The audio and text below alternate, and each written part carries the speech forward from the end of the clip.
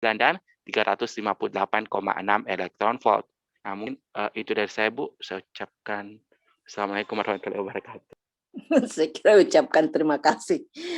Oke, jadi ini hari ini kebanyakan akustik untuk diinstrumentasi ya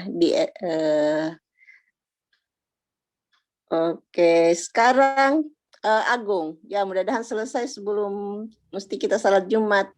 Kalau bisa kurang dari setengah jam ya Agung, silahkan Agung. Iya Bu, pendek jin 10 menit. Jangan kau pacancang ki. Silahkan. Bercanda Bu, sorry.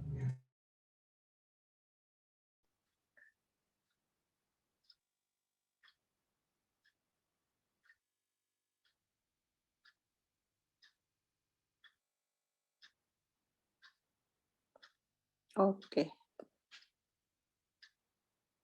Karakteristik.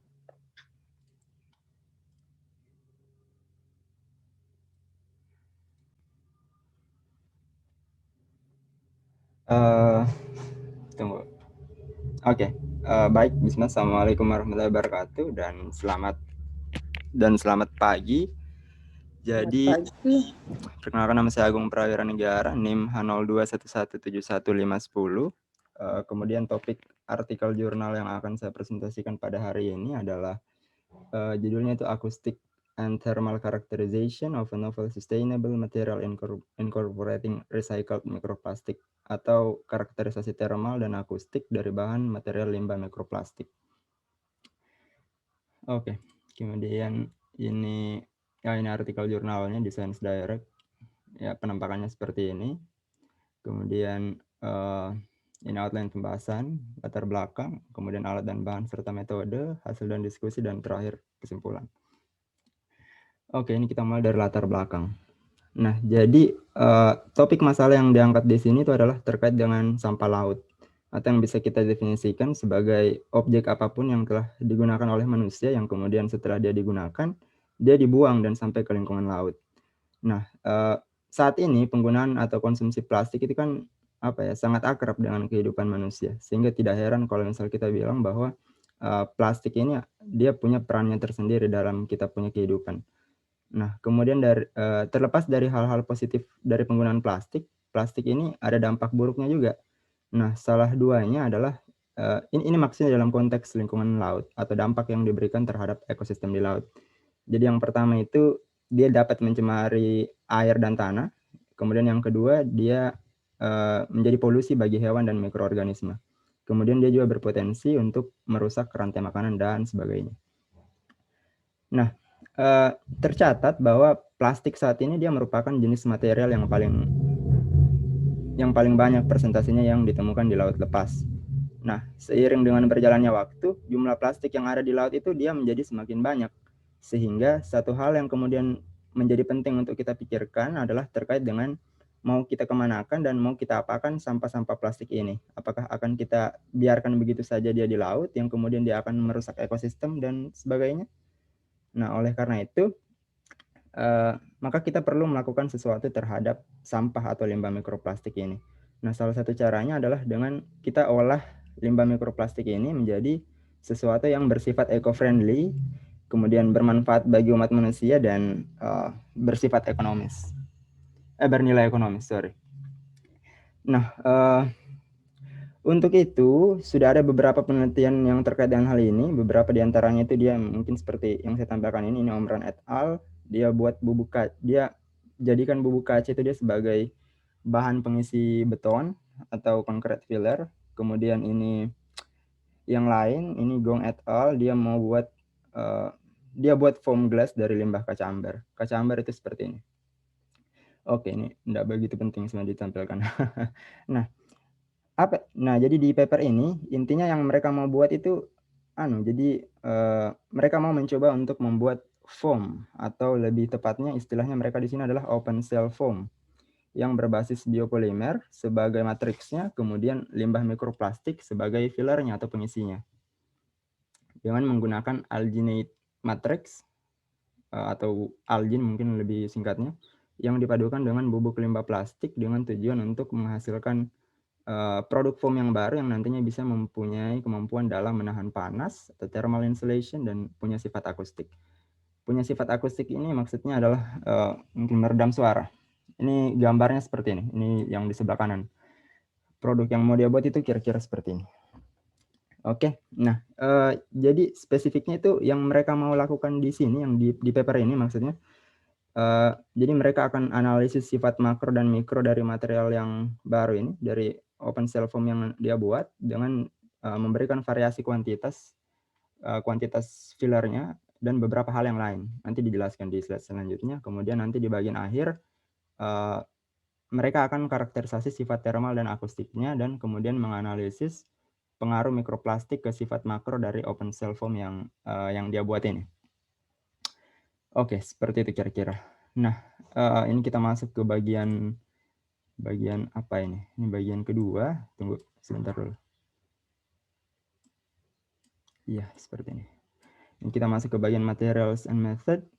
Yang pertama ini di bagian produksi foamnya. Nah, jadi di bagian ini singkatnya, bahan baku utama yang digunakan itu adalah alginic acid sodium dari alga coklat. Ini singkatnya kita sebut algen aja.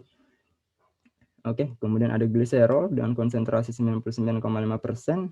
Lalu ada gluconodelta-lakton atau gluconolakton, konsentrasinya 99%. Kemudian ada kalsium karbonat, CaCO3, 98%. Kemudian yang terakhir limbah plastik. Jadi limbah plastik yang digunakan di sini itu ada 3 macam. Yang pertama itu ada polyethylene terephthalate atau PET, kita singkat PET ini biar kita punya lidah tidak terlipat-lipat. Kemudian ada botol terephthalate, ya, oke. Kemudian yang terakhir ada foam and expanded polystyrene. Ini saya tidak terjemahkan, soalnya kalau misalnya saya terjemahkan saya takutnya maknanya jadi melenceng. Foam dan expanded polystyrene ini nanti di slide-slide selanjutnya akan disingkat jadi EPS. Seperti itu. Oh ya, ini gambarnya. Ini kalau misalnya ada yang bertanya botol terephthalate itu seperti apa? Nah, gambarnya seperti ini. Mungkin sudah sering kita lihat kayak botol-botol aqua atau le mineral. Ya seperti itu. Kemudian expanded polystyrene itu ya seperti ini yang kayak gabus ini. Sebenarnya bukan gabus tapi mirip seperti ini kira-kira. Ini Google yang bilang. Oke, jadi gimana ya dibahasakan? Kenapa dia pakai ini? Karena menurutnya mereka adalah ini yang paling sering kita jumpai di laut. Jadi komposisi campuran dari mikroplastik yang dia buat nanti itu di paper ini, dia dibuat dengan tujuan untuk menguji bagaimana pengaruhnya terhadap sifat dari foam yang akan dia buat nanti. Jadi misal bubuk polyethylene terephthalate ini, tunggu, ini tabel pertama. Ini maksudnya PET powder itu kan bubuk polyethylene terephthalate maksudnya. Kalau misalnya kita artikan, itu mereka dapatkan dengan cara digiling. Kemudian flex atau serpihan, itu yang PET flex dan EPS flex, ini bisa dilihat di tabel. Itu mereka dapatkan dari dia giling gitu, yang botol-botol PET tadi, dan limbah itu yang limbah expanded polystyrene atau EPS. Jadi maksudnya tidak semua yang dia giling itu jadi bubuk, ada juga jadi serpihan-serpihan. Seperti itu. Jadi intinya adalah bahwa limbah botol-botol tadi itu diolah sedemikian rupa hingga menjadi bubuk. Oke, ada juga yang jadi serpihan. Kemudian ini nanti dia akan buat jadi 6 jenis sampel. Seperti yang saya tunjukkan di tabel pertama ini. Ini kan ada 6. Sampelnya kan ada 6. Oke, kemudian untuk karakteristik sifat akustiknya, sampelnya ini dia buat jadi bentuk silinder. Ukuran diameternya itu 80 mm dan ketebalannya 20 mm. Kemudian untuk karakterisasi thermalnya itu dia buat berbentuk kubus dengan ukuran 100 x 100 x 20 mm ataukah 200 x 200 x 20 mm. Ini maksudnya panjang kali lebar kali ketebalan. Jadi misal panjangnya 100 mm, lebarnya 100 mm, dan ketebalannya 20 mm. Seperti itu. Oke. Nah, ini kita pindah ke slide selanjutnya. Ini sample size and size density. Ini kita dikasih tabel kedua. Oh, bukan. Sample and size density ini begini. Density-nya itu dia diperoleh dengan melakukan operasi pembagian terhadap nilai sampel massa dan volumenya. Jadi sampelnya dia timbang pakai neraca digital, gambarnya seperti ini yang sudah saya tampilkan sekarang ini. Neraca digital Sartorius CP224S, dan kemudian volumenya dia ditentukan dengan mengukur dimensinya. Nah, pengukuran dimensinya itu dia pakai jangka sorong digital, RS Pro Digital Caliper. Gambarnya seperti ini. Oke, kemudian morphological characterization, di sini dia pakai SEM. SEM itu apa ya? Scanning electron microscope. Ya, dia pakai itu untuk analisis morfologis atau morphological-nya. Kemudian ini acoustic characterization. Dia pakai tabung impedansi untuk karakterisasi akustiknya. Oke, kemudian ini kita lanjut ke acoustic modeling. Nah, modelingnya ini sebenarnya dia pakai MATLAB.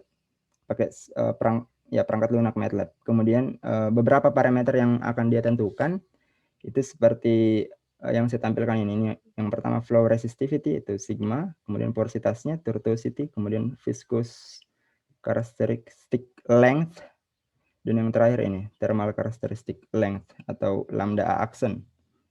Nah, jadi dengan membandingkan nilai-nilai pada setiap parameter tersebut, kemudian mereka nanti berusaha menentukan mana yang kiranya punya impact yang lebih besar terhadap acoustic absorption atau kemampuannya dia dalam menyerap suara, meredam suara, itu maksudku.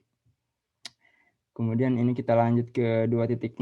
2.6 ini thermal characterization atau karakterisasi thermal. Nah, di karakterisasi thermal ini singkatnya dia pakai alat yang seperti ini, namanya seperti ini, agak sulit dibaca makanya saya tampilkan.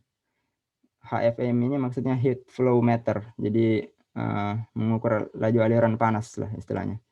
Nah, dimensi sampel yang dipakai di sini di karakterisasi thermal ini adalah 200 x 200 x 20, panjang kali lebar kali ketebalan. Yang kemudian oleh alatnya ini diset temperatur rata-ratanya 20 derajat Celcius, kemudian kapasitansi panas dari sampelnya dites pada suhu 15 derajat Celcius dan 25 derajat Celcius. Oke, nah ini kita lanjut ke bagian result and discussion. 3.1 particle size. Oke, jadi particle size ini kita dikasih tabel 2. Nah, tabel 2 ini dia kasih kita informasi perihal ukuran rata-rata dari bubuk plastik dan flakesnya. Flakes itu maksudnya serpihan-serpihan kecil dari limbah plastik, atau bilang mungkin saja serpihan mikroplastik yang dimasukkan ke dalam foam atau busanya itu. Kemudian distribusi ukurannya ini kan istilahnya lebar begitu kan. Makanya kita ambil ukuran rata-rata untuk diameternya itu lebih kecil dari 500 mikrometer, sehingga semua partikelnya itu masuk ke dalam kategori mikroplastik. Atau begini, mungkin dalam bahasa yang lain istilahnya begini, mereka definisikan bahwa kalau misalkan ukuran serpihannya itu dia lebih kecil dari 500 mikrometer, itu mikroplastik. Seperti itu. Jadi dari tabel 2 ini kita bisa perhatikan bahwa standar deviasinya itu kan tinggi. Artinya apa? Artinya adalah bahwa partikel mikroplastik ini ukurannya beragam gitu kan. Ini sebenarnya sesuai dengan proses terbentuknya partikel mikroplastik itu sendiri. Karena dalam prosesnya partikel mikroplastik ini kan awalnya dia merupakan bagian dari, katakanlah, makroplastik. Dia bagian dari sesuatu yang besar yang kemudian dia mengalami degradasi. Kalau di papernya dia bilangnya erosion of microplastics, tapi saya pikir sama, degradasi juga kan. Maknanya sama lah. Kemudian sumber lain dari mikroplastik itu kan dari limbah industri juga, yang memang langsung dibuang ke laut, yang mana pada dasarnya itu ukurannya juga beragam. Jadi kita tidak bisa bilang bahwa semua ukurannya rata 5 mm misal. Kan tidak seperti itu. Oke, itu untuk particle size. Kemudian kita pindah ke 3.2. Di sebelah kanan itu sample size and density. Nah, jadi begini. Di sini kan ada tabel 3. Kalau misalkan kita ingat di tabel pertama tadi, tungguin saya tampilkan dulu tabel pertama. Ini kan kita perhatikan antara sampel 1 dan 2 itu kan komposisi algin itu yang dipakai beda. Maksudku di sampel 2 ini alginnya lebih banyak. Begitu kan? 2500.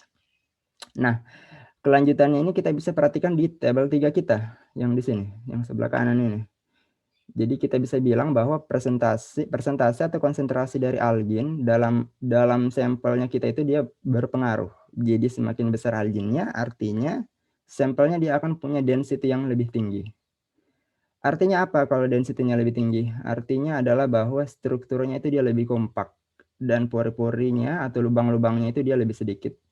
Seperti itu. Jadi dimensi dari pori-porinya itu dia mengecil. Itu bahasa lainnya seperti itu.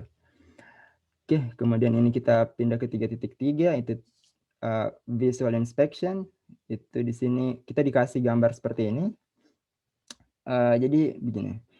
Ini di gambarnya itu gambar A dan E itu dia merepresentasikan sampel pertama, kemudian gambar B dan F itu sampel kedua, kemudian gambar C dan G itu sampel ketiga, kemudian gambar 4 dan 5, maksudku sampel 4 dan 5 itu dia tidak ada di sini, dia tidak ditampilkan.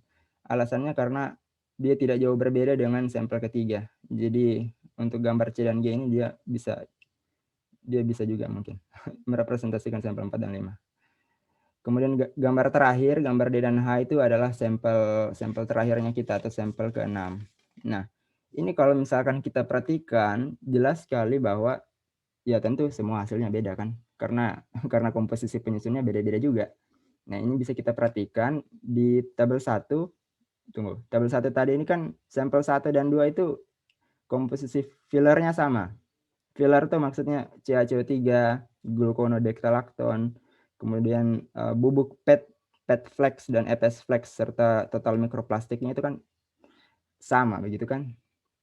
Tapi sampel 2 ini alginnya lebih banyak, sehingga seperti yang saya singgung sebelumnya bahwa dimensi pori-porinya itu dia lebih kecil. Jadi di sini kita lihat warna-warna hitamnya itu yang tidak lain adalah pori-pori atau lubang-lubangnya itu dia lebih sedikit. Seperti itu. Kemudian sampel 3 bisa diperhatikan itu komposisi alginnya sama dengan sampel 1. Tapi komposisi fillernya tidak sama. Jadi dalam hal ini bubuk polietilennya itu beda jauh. Sampel 3 ini yang paling besar di antara ketiga-tiganya. Jadi apa pengaruhnya? Di papernya itu dia bilang pengaruhnya ada di proses foaming atau foaming process. Hal ini menyebabkan terbentuknya sel non-linear akibat pengaruh limbah atau waste particles. Hal inilah yang kemudian istilahnya istilahnya mengganggu pembentukan sel makro selama proses produksi, yang memungkinkan hanya sel yang lebih kecil untuk berkembang. Seperti itu. Kemudian ini kita pindah ke sebelah kanan. Sebelah kanan ini acoustic properties. Sifat akustiknya, ini kita ada gambar seperti ini. Ini apa ya? Ini grafik. Jadi begini, ini kan kita punya 6 sampel. Kita bisa bilang tadi bahwa beda-beda dia punya komposisi penyusun. Nah, ketika kita masuk di karakterisasi akustik, ke-6-6-nya itu tentu dia akan menunjukkan hasil yang beda-beda juga kan. Sampel 1, misal kita punya plot grafik di sini, peak-nya ada di 3400 Hz.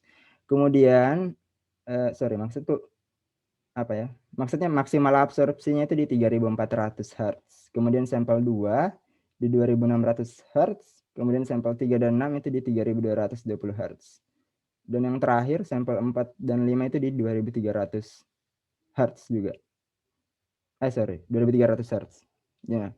Nah, satu hal yang perlu di-highlight di bagian ini bukan saya yang bilang, tapi papernya yang bilang bahwa sifat akhir dari apa ya? Di sini mereka bilangnya final acoustic properties. Ini kalau diterjemahkan jadi apa ya?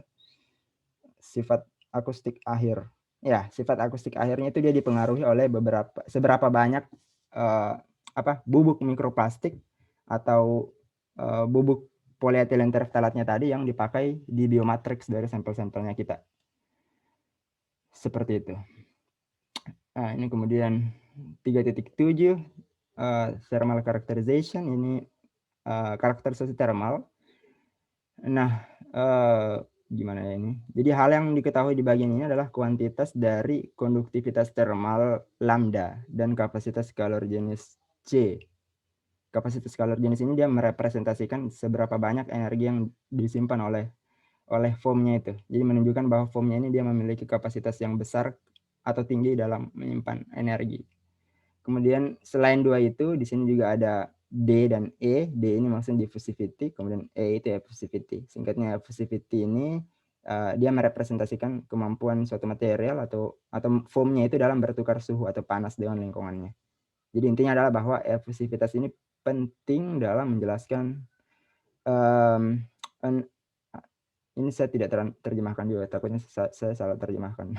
Di papernya dia bilang penting dalam menjelaskan unsteady state heat transfer pada foamnya, pada foam yang kita buat ini. Jadi misal di sampel 3, 4, dan 5 itu kan nilai effusivitasnya besar. Hal ini karena sekalipun kapasitas panas jenisnya itu panas jenis dari sampel 3 dan 4 itu lebih rendah atau lebih kecil dari 1, 2, dan 6, tapi karena dia punya thermal conductivity yang lebih besar, jadi ya seperti itu. Kemudian untuk sampel 5, perhatikan berdasarkan table itu kan kita bisa lihat bahwa nilai efusivitasnya itu dia paling besar di antara semua sampel. Efusivitas ini kan istilahnya dia mewakili nilai koefisien transmisi dan refleksi ketika gelombang thermal itu dia merambat di antara dua media, antar muka maksudnya. So, linear dengan hal tersebut, paper ini dia menunjukkan bahwa semua itu karena pengaruh dari konsentrasi mikroplastik yang kita tambahkan atau kita campurkan di kita punya sampel. Jadi ini sebenarnya bisa dilihat di tabel 1 tadi. Oh, ini saya tampilkan lagi, saya punya tabel 1. Bahwa sampel 5 ini yang paling tinggi presentasi total mikroplastiknya serta gliserolnya. Oleh karena itu, dia menampilkan struktur mikro yang paling kompleks dari semua sampel yang diuji. Seperti itu. Oke, nah ini kita masuk ke bagian terakhir, kesimpulan, conclusions. Jadi kesimpulannya, ini papernya bilang begini, bahwa di sini kita sudah menghasilkan sebuah produk yang inovatif, yaitu open cell foam, yang memiliki sifat akustik dan thermal yang baik, dengan menggunakan bio-based matrix yang kemudian dipadukan dengan limbah mikroplastik. Dengan demikian, ditunjukkan bahwa apa yang sudah kita lakukan di sini, maksudku di paper ini, apa yang sudah dilakukan paper ini, maksudnya dengan pendekatan-pendekatan yang kita lakukan, pada akhirnya kita bisa gunakan untuk mendaur ulang limbah laut untuk membangun bahan ramah lingkungan yang baru yang mampu bertindak sebagai insulator akustik dan thermal. Seperti itu. Kemudian satu hal lagi adalah bahwa variasi atau komposisi limbah mikroplastik yang kita gunakan di tiap-tiap sampel tadi itu dengan jelas ditunjukkan bahwa ya itu mempengaruhi kualitas dari sifat akustiknya. Seperti itu. Kemudian ini satu slide lagi. Terima kasih. Assalamualaikum warahmatullahi wabarakatuh dan selamat pagi. Selamat siang. Selamat pagi menjelang siang. Oke, makasih banyak Agus. Agung. Iya Bu Agung, Bu. Agung. Jadi ini pemanfaatan limbah plastik. Iya betul, Bu. Pemanfaatan limbah mikroplastik. Ini bisa untuk jadi dinding akustik itu Dedi. Dia buat batu bata dengan campuran apa ya tadi itu sekam kayu kok nggak salah. Itu jadinya batu batanya lebih ringan. Ya memang kekuatannya menurun juga dengan penambahan bahan organik lainnya, tapi dia lebih ringan dan itu bisa jadi dinding akustik untuk batanya. Jadi teman kamu ada juga yang kerjakan untuk dinding akustik batu bata. Oke, menarik cara penyampaian dari Agung ya. Jadi lebih komunikatif. Ya, kalau yang lain-lain nanti bisa juga mencontohi bagaimana menyampaikan sesuatu, tidak hanya dibaca, tetapi seolah-olah kita berdiskusi, berbicara, meskipun teman bicara kita tidak terlihat di hadapan kita. Ya, bagus sekali tadi. Oke, ada hal-hal yang Anda ingin tanyakan dari materi kuliah kita?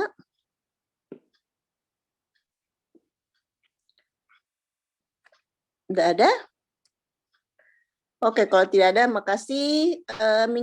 Minggu depan kayaknya kita tidak ada pertemuan, tidak ada pembelajaran karena persamaan tanggal 13 tanggal 14 itu hari raya yang kedua, jadi tidak ada perkuliahan. Kita nanti insya Allah ketemu tanggal 21. Tapi jika ada hal-hal yang ingin ditanyakan, silakan hubungi lewat WA group. Di situ kita bisa berkomunikasi setiap saat. Oke. Mohon maaf Bu, mau bertanya. Iya. Iya, silakan. Berarti di tanggal 21 itu nih yang Bu, yang kita mengukur di jalanan itu. Yang eksperimen. Iya. Oke, kalau begitu nanti ingatkan saya tanggal 17 supaya saya bagi siapa yang ada di Makassar, siapa yang tidak, kita dahulukan dulu yang sudah ada di Makassar, karena kan masih pembatasan ya sampai tanggal 20 berapa ya, 21, 22, saya enggak ingat itu ada belum setelah Lebaran. Jadi nanti saya lihat yang pertama diberi tugas itu yang berada di Makassar. Setelah ini perkuliahan ini Anda absensi, kemudian juga Anda menyatakan Anda posisinya di mana nanti. Apakah di Kota Makassar atau masih ada di daerah setelah hari raya. Rencana saya Anda melakukan pengukuran kebisingan di jalan raya itu karena Anda umumnya tinggal di daerah utara sekitar kampus, jadi di daerah BTP, di Jalan Tamalan Ria Raya, jadi jalan utama dari BTP. Di situ di sekitar ada sekolah di situ SMP berapa saya tidak ingat. SMP 30, Bu. Oke, di sekitar di depannya SMP 30. Anda lakukan pengukuran bagaimana tingkat kebisingannya. Jadi mungkin ada yang dapat hari kantor, ada juga nanti dapat hari Sabtu dan Minggu untuk mewakili hari libur. Kalau yang hari kantor itu ya pilihlah dari hari Senin sampai hari Jumat, yang mana memungkinkan, yang tidak ada perkuliahannya. Ada hal lain? Kalau tidak ada, oke, sampai di sini dulu pertemuan kita. Assalamualaikum warahmatullahi wabarakatuh. Selamat menyambut hari raya. Ya, Bu.